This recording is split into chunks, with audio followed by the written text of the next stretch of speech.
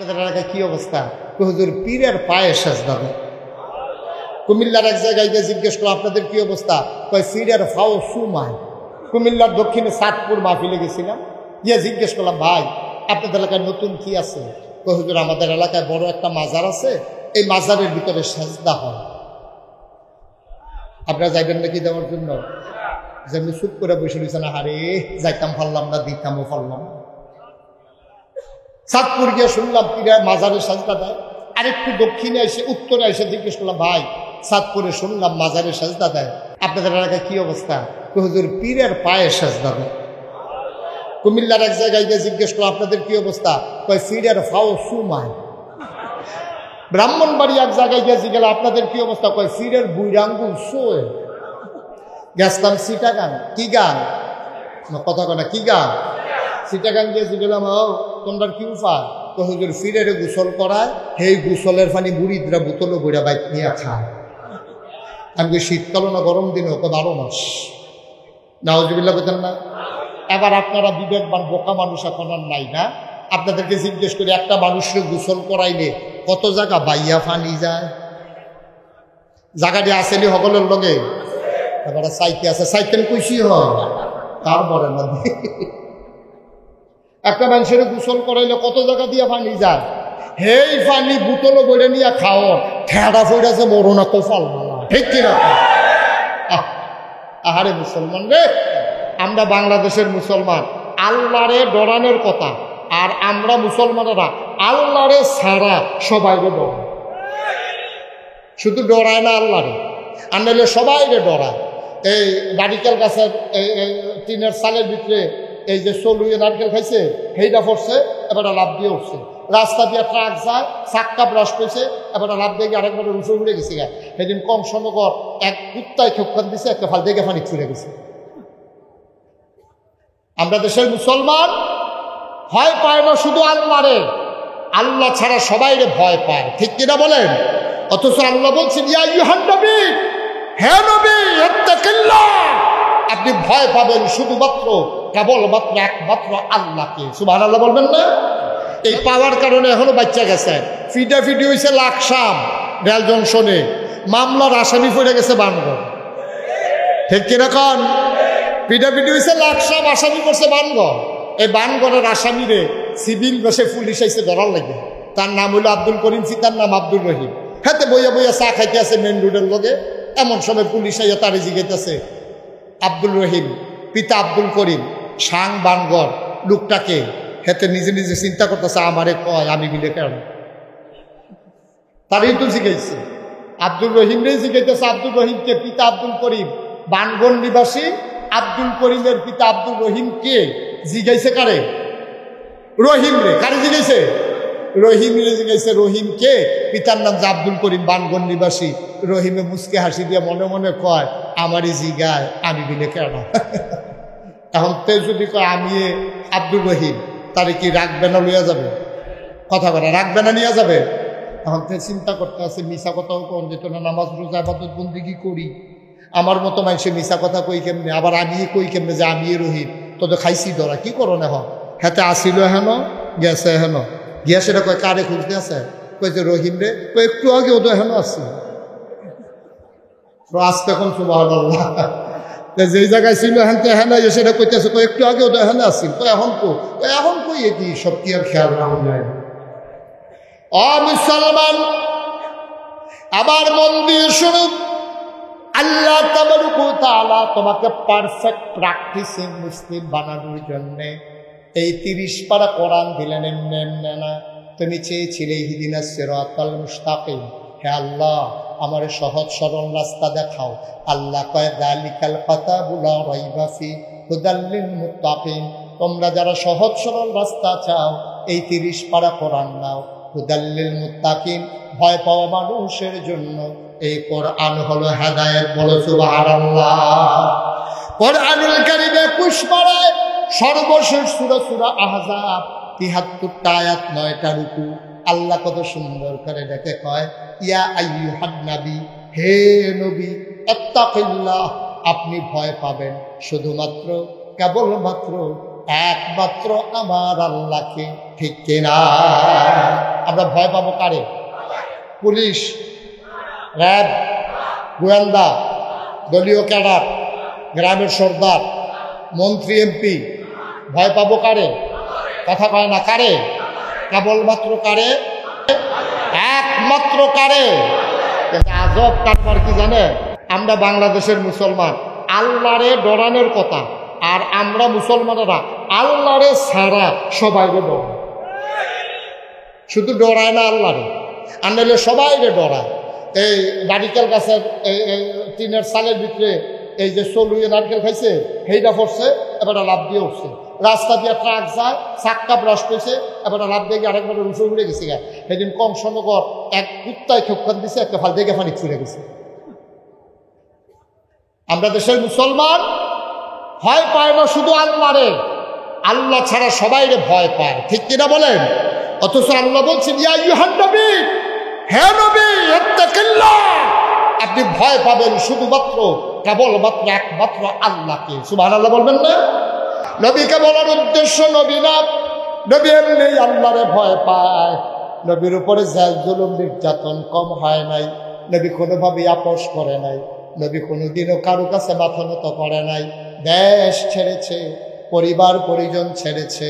নবীর জন্ম মক্কায়, শৈশব মক্কায়, কৈশোর মক্কায়, তারুণ্য মক্কায়, যৌবন মক্কায়, বিয়ে করলেন মক্কায়, নিজের বাড়ি মক্কায়, শ্বশুর বাড়ি মক্কায়, মেয়ে বিয়ে দিলেন মক্কায়, ব্যবসা করলেন মক্কায়, লেনদেন করলেন মক্কায়, পূর্বপুরুষ মক্কায়, আত্মীয় স্বজন মক্কায়। তিনি থাকতে পারলেন না মক্কায়, তিনি আপোষ করলেন না, তিনি মক্কা ছেড়ে মদিনায় ছেড়ে গেলেন, কিন্তু ঈমান ছাড়লেন না, ঠিক কিনা? বাংলার মুসলমান দিন মানার কারণে লাকসাম ছেড়ে কেউ 14 গ্রাম যাওয়া লাগে নাই, 14 গ্রাম ছেড়ে কেউ ফেনী যাওয়া লাগে নাই। অথচ আল্লাহর নবী মক্কা ছেড়ে মদিনায় যাওয়া লেগেছে। তাইলে বোঝা গেল আমরা আপোষ করে ফেলেছি, আমার নবী আপোষ করেন নাই, ঠিক কিনা? ঈমান বড় মজবুত জিনিস। আমার নবী মক্কা ছেড়ে মদিনায় চলে গেলেন, তিনি আপোষ করেন নাই, অবিচল আস্থা নিয়ে দাঁড়িয়েছিলেন। হাজার হাজার বছর আগে আপনার আমার যিনি জাতির পিতা ইব্রাহিম আলাইহিস সালাম, তিনি আপোষ করেন নাই। আমাদের আদি পিতা আদম, তিনি আপোষ করেন নাই। আদমের সানি নূহ, তিনি আপোষ করেন নাই। ইব্রাহিম আলাইহিস সালাম আপোষ করেন নাই। মূসা ফেরাউনের সাথে আপোষ করেন নাই। ইব্রাহিম নমরুদের সাথে আপোষ করেন নাই। আর মূসা আলাইহিস সালাম যেমন করে অটল অবিচল আস্থা নিয়ে দাঁড়িয়েছিলেন, আমাদের যিনি জাতির পিতা ইব্রাহিম, তিনিও যেমন আপোষ করেন নাই, অটল অবিচল দাঁড়িয়েছিলেন। আজকের মুসলমান সাক্ষী দিতে হবে, নাজরানা পেশ করতে হবে, ঈমানের ব্যাপারে, দ্বীনের ব্যাপারে আপোষ করার কোনো সুযোগ নাই, ঠিক কিনা বলেন?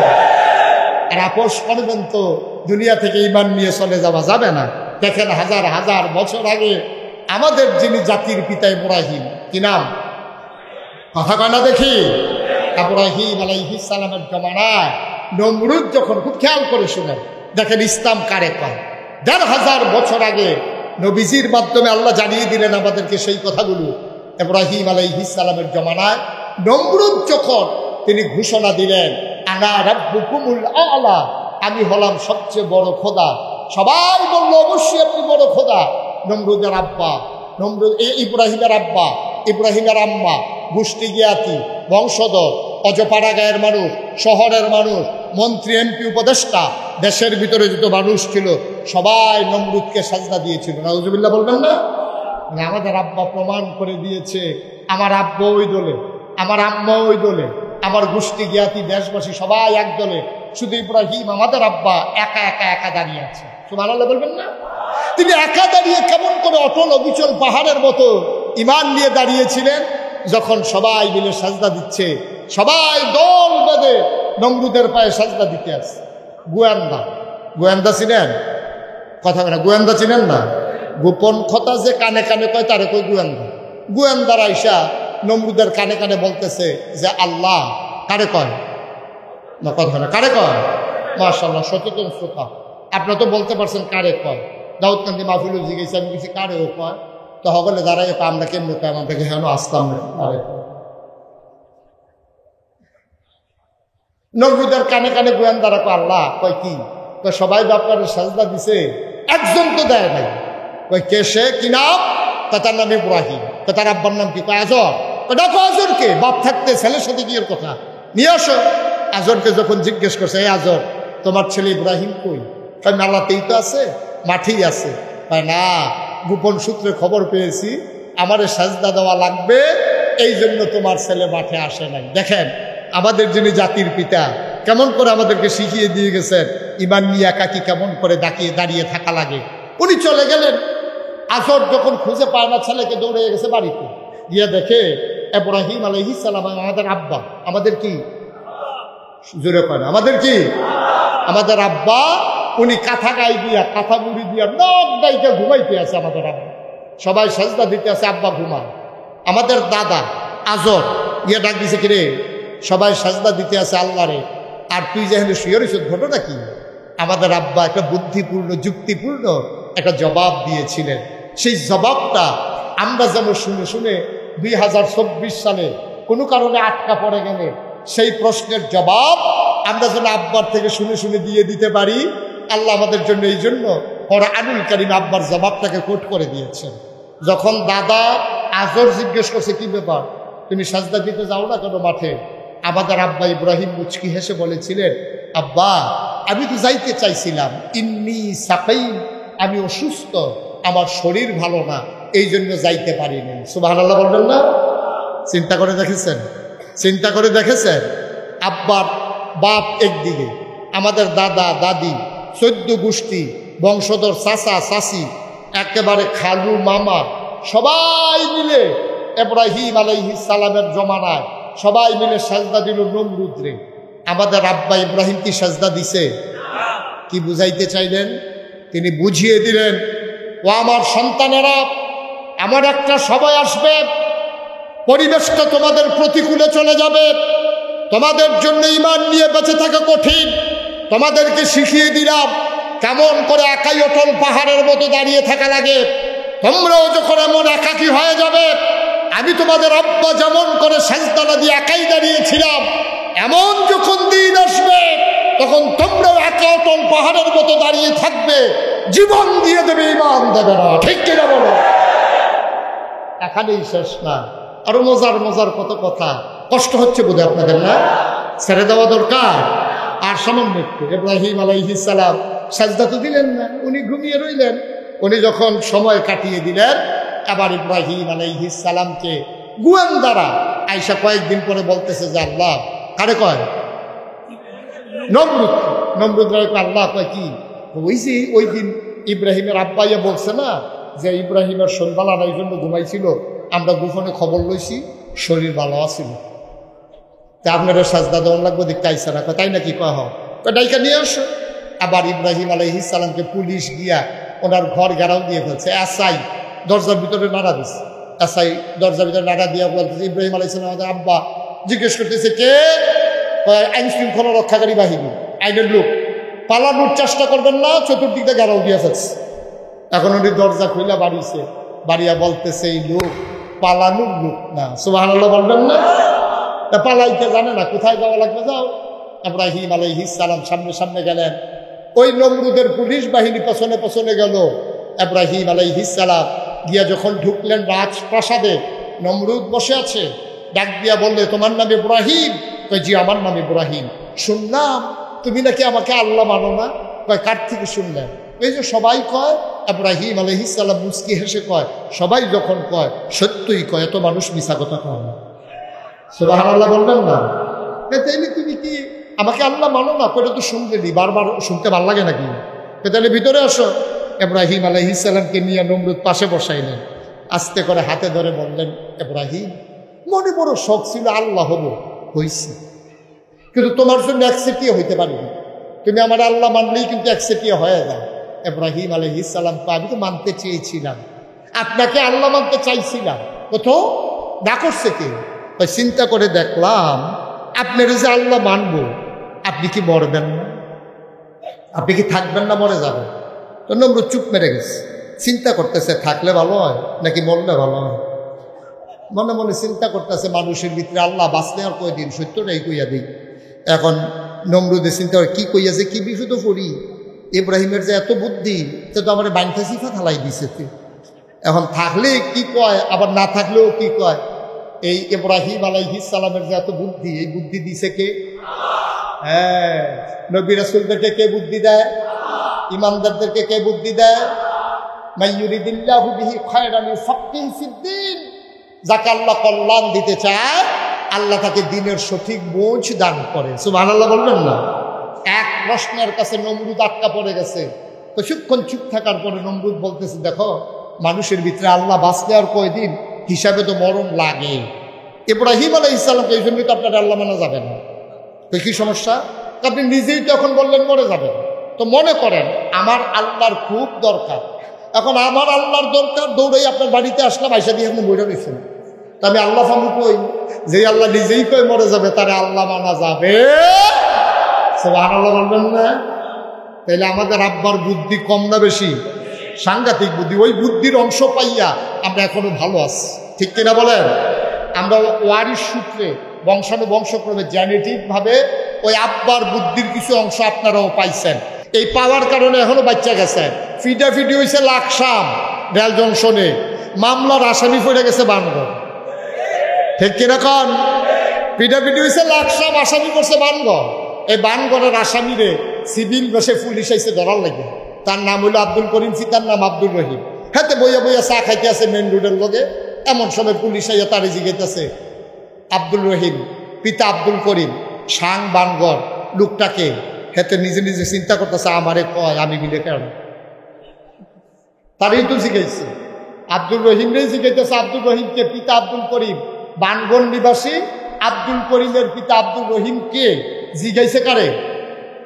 রহিম রে। কারে জিগাইছে? রহিম রে জিগাইছে। রহিম কে? পিতার নাম যে আব্দুল করিম, বানগড় নিবাসী। রহিমে মুচকে হাসি দিয়ে মনে মনে কয়, আমারই জিগায় আমি মিলে কেন? এখন তে যদি কয় আমি আব্দুল রহিম, তারে কি রাখবে না লইয়া যাবে?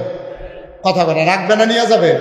এখন তে চিন্তা করতে আছে, মিশা কথাও কোন যেত না, নামাজ রোজা ইবাদত বন্দেগী করি, আমার মতো মানুষে মিশা কথা কই কেমনে? আবার আমি কই কেমনে যে আমি রহিম? তোদের খাইছি ধরা, কি করো না? হেতে আসিল হেন, গেছে হেন, গিয়া সেটা কয় কারে খুঁজতে আছে? কইছে রহিম রে। একটু আগে ওদের হেন আসছে,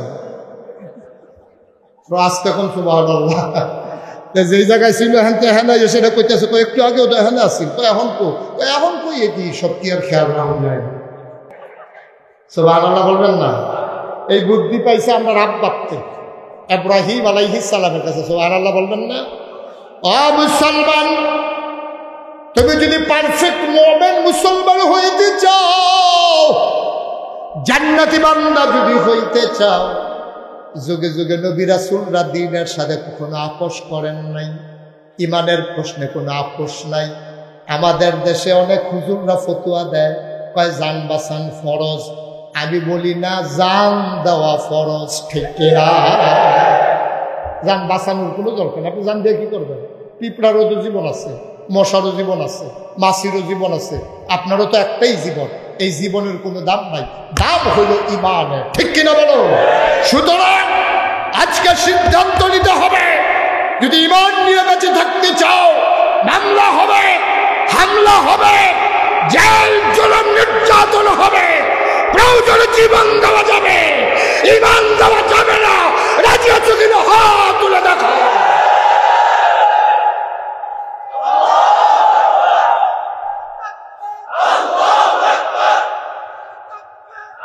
সবাই পড়ে না আমিন? জোরে পড়ে না আমিন? সুতরাং জীবন রাখা ফরজ না দেওয়া ফরজ? ইমানের প্রশ্নে জীবনকে দিয়ে দেওয়া ফরজ। জীবন রাখার কোনো দায়িত্ব আপনার না। জীবনের যিনি মালিক তিনি কে? তিনি বুঝবেন জীবন রাখবেন না নিয়ে নেন, এটা আপনার দায়িত্ব। মুসলমান, আমরা ইমান বুঝি নাই, আমরা ইসলাম বুঝি নাই। আল্লাহ তাবারক ওয়া তাআলা আয়াত যখন নাজিল করে দিলেন, সাহাবায়ে কেরাম অস্থির হয়ে গেলেন, পাগল হয়ে গেলেন। এমন একজন সাহাবা, আমিরুল মুমিনিন, খলিফাতুল মুসলিমিন, জান্নাতের সুসংবাদ প্রাপ্ত দ্বিতীয় মানুষ হযরত ওমরে ফারুক। সুবহানাল্লাহ তাআলা। ওমরে ফারুক তিনি ইসলামের দ্বিতীয় খলিফা। নবীর ইন্তেকাল হলো, হযরত আবু বকর হলেন খলিফাতুর রাসূল, হযরত উমর হলেন খলিফাতুল মুসলিমিন। এবার নিয়ম হচ্ছে যিনি ইসলামী রাষ্ট্রের খলিফা হবেন, আমির হবেন, তিনি জাতীয় মসজিদে জুমার খুতবা হবেন। সুবহানাল্লাহ বলবেন না? সবাই মিলে আজান হয়ে গেছে, তাহিয়াতুল ওযু দুখুলুল মসজিদ কাবলাল জুমা, সব নামাজ শেষ করে সবাই মিলে আপনার এই জুমার জন্য অপেক্ষা করছে। জুমার বার শুক্রবার, খলিফা এখনো আসেন। সূর্য পশ্চিম আকাশে হেলে পড়েছে, সবাই টেনশনে পড়ে গেল, হারে এখনো খলিফা আসে না, কোনো বিপদ আপদ নাকি? সব মুরব্বীরা মিল্লা একটা যুবক ছেলেরা যুদ্ধ গিয়ে দেখে আসো, আমাদের খলিফা এখনো কেন আসে না? সুবহানাল্লাহ বলবেন না? যুবক দিছে তো উমরের বাড়ির সামনে গিয়া দেখে খোলা আকাশের নিচে উদুম পিঠে খালি শরীরে নিচু হয়ে বসে আছেন, পিঠ পুড়ে যাচ্ছে, ঘাম পড়তেছে গাল বেয়ে বেয়ে। হযরত উমর রাদিয়াল্লাহু তাআলা বসে আছেন, সামনে কি যেন দিয়ে রাখছে। যুবক গিয়া কয়, আসসালামু আলাইকুম ইয়া আমিরাল মুমিনিন, হে মুসলমানদের আমির, আপনাকে সালাম। উনি বললেন, ওয়ালাইকুম আসসালাম। আজকে জুমাবার আপনি কি ভুলে গেছেন? সব আমরা অপেক্ষা করছি মসজিদে নববীতে, আপনি গেলে খুতবা দেবেন, জুমা হবে, আপনি এখনো যাচ্ছেন না, ঘটনা কি? হযরত ওমর মুচকি হেসে বললেন, বাবা তুমি গিয়া বলো আমি এখনই আসতেছি। আমি যখন পাঞ্জাবি গায়ে দিতে যাব, গিয়ে দেখি পাঞ্জাবিটা খুব ময়লা, এই জন্য একটু তাড়াহুড়ো করে ধুয়ে দিয়েছিলাম, এই পাঞ্জাবিটা শুকিয়ে গেছে, এখনই আমি আসতেছি। সুবহানাল্লাহ বলবেন না? এখনই আমি আসতেছি, তুমি যাও। এবার আপনাদের বিবেকের কাছে প্রশ্ন, উমরের পাঞ্জাবি কয়টা? কথা কোন কয়টা? অর্ধ পৃথিবীর প্রেসিডেন্ট, অর্ধ পৃথিবীর প্রেসিডেন্ট, ৩৩ লক্ষ বর্গ মাইলের প্রেসিডেন্ট হচ্ছে উমর। সেই উমরের পাঞ্জাবি মাত্র একটা। উনি পাঞ্জাবি গায়ে দিয়া মসজিদে যাবেন, উনি তাড়াহুড়ো করে পাঞ্জাবি গায়ে দিয়া মসজিদে ঢুকলেন। মুসলমান দরজায় দাঁড়িয়ে সালাম দিলেন, আসসালামু আলাইকুম। সবাই বলল ওয়ালাইকুম আসসালাম। রাস্তা হয়ে গেল, ওমর মাঝ পথে সামনে এগোলেন। আগাতে আগাতে তিনি উঠে গেলেন মিম্বারের উপরে, উঠে তিনি সালাম দিলেন আবার, আসসালামু আলাইকুম। আউযু বিল্লাহি মিনাশ শাইতানির রাজিম, বিসমিল্লাহির রহমানির রহিম। তিনি খুতবা দিতে যাবেন, এমন সময় হঠাৎ করে একটা যুবক লাফ দিয়ে দাঁড়ালো, খাপ থেকে তরবারি বের করলো, তরবারিটা উঁচু করে, চোখগুলো তার বড় বড়, গালগুলো হয়ে গেছে লাল, কপালে খাপ জমে গেছে, চরম উত্তেজিত। যুবকটা লাফ দিয়ে কয়, ওমর আপনি খুতবা দেবেন না, মদিনার কোনো মুসলমান আপনার খুতবা শুনবে না। একটা প্রশ্নের জবাব দেবেন, তারপরে খুতবা দেবেন, এর আগে আপনার খুতবা কেউ শুনবে না, আপনি আগে ওই প্রশ্নের জবাব দেবেন। ওমর চুপ মেরে দাঁড়িয়ে গেলেন। জানতে চাইলেন কি প্রশ্ন? কয় কিছুদিন আগে আমরা সবাই মিলে সরকারের তহবিল থেকে, রাষ্ট্রীয় কোষাগার থেকে সবাই মিলে আমরা পাঞ্জাবির কাপড় পেয়েছি, বাইতুল মাল থেকে সবাই মিলে পাঞ্জাবির কাপড় পেয়েছি, আমিও একটা পেয়েছি। যুবক বলে, আমিও একটা পেয়েছি। ওই পাঞ্জাবি গায়ে দিয়ে আজকে আমি এসেছি। অনেকের গায়ে নতুন কাপড়ের পাঞ্জাবি। ওমর সবাই একটা করে পাঞ্জাবি গায়ে দিয়েছে। খেয়াল করে দেখলাম সবার পাঞ্জাবি এত লম্বা হয় নাই, আপনার পাঞ্জাবি যত লম্বা হয়েছে। আপনি এত বেশি কাপড় পাইলেন কই? নিশ্চয়ই ক্ষমতা দেখাইয়া কাপড় বেশি নিছেন, অথবা কাপড় চুরি করেছেন। দুইটার যদি একটাও সত্য হয়, আমরা মদিনার মুসলমান আপনার খুতবা শুনব না। সুবহানাল্লাহ বলবেন? আল্লাহর ভয় কারে কারে কয়? আল্লাহর ভয়। মুসলমান ওমর চুপ মেরে দাঁড়িয়ে গেলেন। পিন পুতুন নিস্তব্ধতা, কোন মানুষ আওয়াজ করে না, শব্দ করে না। ওমর চুপ করে দাঁড়িয়ে আছেন, মাথা নিচু করে, গাল বেয়ে টপ টপ করে ওমরের পানি পড়তেছে। সবাই তাকিয়ে দেখে ওমর কাঁদতেছে। যুবক কয়, আপনি জবাব দেন, তারপরে আমরা খুতবা শুনবো, এর আগে নয়। কই পাইলেন পাঞ্জাবির বেশি কাপড়? পাঞ্জাবি কেন এত লম্বা হইল? কারণটা কি? নিশ্চয়ই কাপড় চুরি করেছেন, অথবা আপনি খলিফা ক্ষমতা দেখাইয়া কাপড় বেশি নিছেন। জবাব দেবে, তার আগে আমরা কেউ খুতবা শুনব না। ওমরের গাল বেয়ে টপ টপ করে পানি পড়ে। ওমরের ছেলের নাম আব্দুল্লাহ ইবনে ওমর।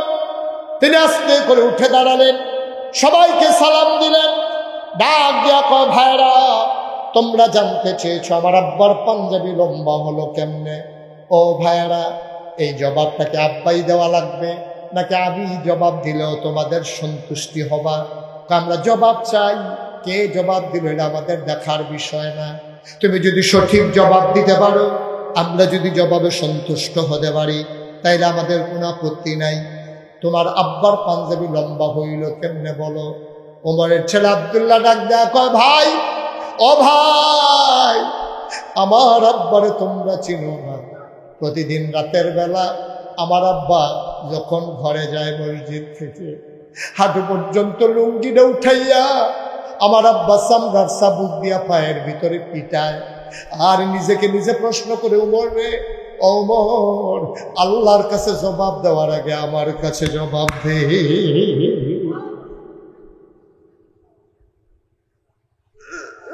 প্রতিদিন আমার আব্বা নিজের পায়ের ভিতরে নিজে পিটায় আর নিজে নিজে কথা কয়, ডাক দেয়া কয়, ওমর, নিজেই নিজেরকে ডাক দেয়া কয়, ওমর, আজকে সারাদিন কি করেছো জবাব দাও। ঠাস করে পিটা মারে, আবার জিজ্ঞেস করে 5 ওয়াক্ত নামাজ জামাতে হইছে নাকি, দেশের ভিতরে সুন্দরভাবে শান্তি শৃঙ্খলা কি বজায় রাখতে পেরেছিলে, ক্ষমতা দেখাইছো নাকি কারো উপরে জুলুম করেছো নাকি, এমন করে করে পিটায়। আমার আব্বা আমার আম্মা হাওমা উঠতে কান্দে। আপনি কি শুরু করেছেন? আপনি কি পাগল হয়ে গেছেন? নিজের পায়ে নিজে এমন করে পিটায়, আমার তো এটা জানা ছিল না। ওমর চিৎকার করে কয়, বিবি আমার, আমারে বাধা দিও না। ওমর যদি আমার কাছে জবাব দিতে না পারে, কিয়ামতের ময়দানে আল্লাহর কাছে কেমনে জবাব দেবে?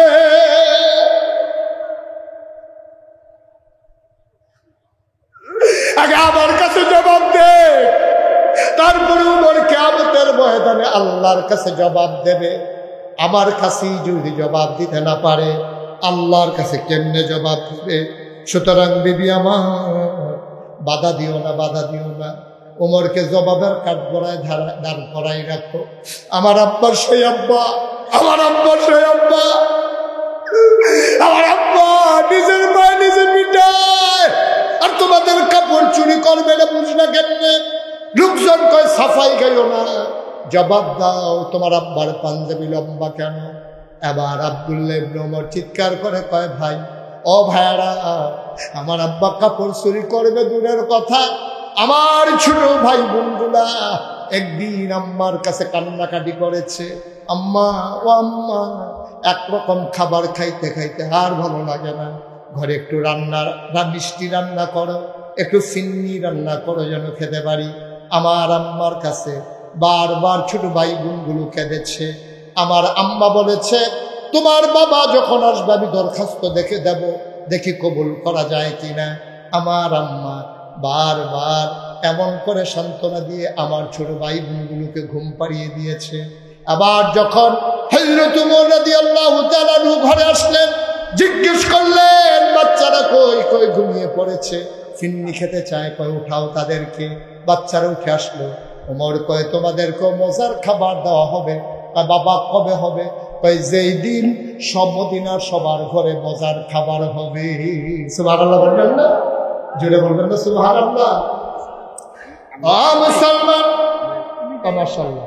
হ্যাঁ, ঠিক আছে। আজকের মাহফিলের যিনি প্রধান আলোচক, আমার পরেই যিনি কথা বলার কথা, ইতিমধ্যে তিনি আমাদের মাঝে এসে হাজির হয়েছেন। আহলান সাহলান মারহাবা, মোস্ট ওয়েলকাম। আমাদের ভুবনে আপনাকে স্বাগত।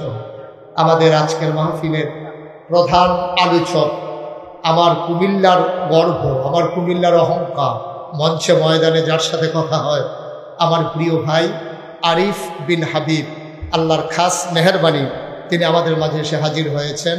আমরা দোয়া করছি আল্লাহ যেন দ্বীনের খাদেম হিসেবে আল্লাহর এই বান্দাকে কবুল করে। সবাই পড়ে আমিন, জোরে পড়েন আমিন। জি, আমি কথা শেষ করে দিচ্ছি, শেষ করে দেবো ইনশাআল্লাহ। আমার কথাটা শেষ করি, তারপরে আমার ভাই আলোচনা শুরু করবে। বন্ধুরা আমার, ভাইরা আমার, আব্দুল্লাহ ইবনে ওমর ডাক দেয়া কয়, ও ভাইরা, আমার আব্বা কাপড় চুরি করে নাই, ক্ষমতা দেখাইয়া কাপড় বেশি নেয় নাই। আমি যেমন এই দেশের, আমার আব্বা যেমন নাগরিক, তোমরা যেমন নাগরিক, আমিও তো এই দেশের নাগরিক। আমার আব্বা পেয়েছে এক টুকরা কাপড়, আমি পেয়েছি আর এক টুকরা কাপড়। আমি আব্বাকে বলেছি, আব্বা আমার আগের পাঞ্জাবিটা ভালো আছে, এখন আর পাঞ্জাবি বানানোর দরকার নাই। আমার আব্বাকে আমার পাঞ্জাবির টুকরা কাপড়টা দিয়ে দিয়েছি। 2 টুকরা কাপড় জোড়া লাগাইয়া আমার আব্বা সুন্দর করে পাঞ্জাবি বানিয়েছেন। এই জন্য আমার আব্বার পাঞ্জাবি লম্বা হয়েছে, আমার আব্বা কাপড় চুরি করেন নাই। বন্ধুরা আমার, ভাইরা আমার, সবাই বললেন ইয়া আমিরুল মুমিনিন, ইয়া খলিফাতুল মুসলিমিন, আপনি খুতবা দিয়ে দেন। ওমর বললেন না, ওই যুবকটাকে ডেকে পাঠাও। সবাই রাস্তা করে দিল। যুবক সামনে এগিয়ে আসলেন। ওমর নামলেন মিম্বার থেকে, তিনি জড়িয়ে ধরলেন যুবককে। ওমরের চোখের পানি দিয়ে যুবকের পিঠ ভিজে যায়, যুবকের চোখের পানি দিয়ে ওমরের মুখ ভিজে যায়। ওমর তাকে ছেড়ে দিলেন, কান্নাকাটি হলো। ওমর আবার মিম্বারে উঠলেন, ডাক দিয়ে বললেন, শোনো শোনো শোনো, আমারও একটা কথা আছে।